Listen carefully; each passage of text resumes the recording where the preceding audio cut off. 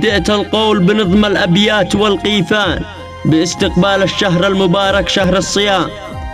رمضان أقبل افتحوا له البيبان، رمضان يا خير شهر وافضل الأيام. كفر ذنوبك بصيام شهر رمضان وباستغفارك وصلاة التراويح والقيام. شهر رمضان فيه يربط الشيطان، فيه حسن الألفاظ ووزن الكلام، زيارة الأقارب فيه وتفقد الجيران، زور أخوانك وأهلك ووصل الأرحام.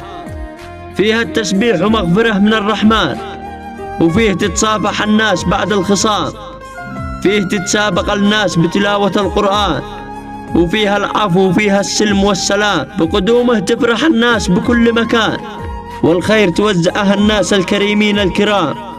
وفيها الجار يشارك جاره الأحزان، وفيها العطف على المسكين بكل احترام.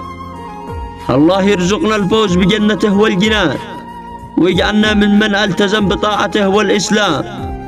يا رب اجعل ختامه لنا أمن وأمان، مثل ما دخوله أتانا وإحنا في سلام. اللهم ارضى علينا برضاك والرضوان، وعوده علينا بالصحة كل عام، وعوده علينا بالصحة كل عام.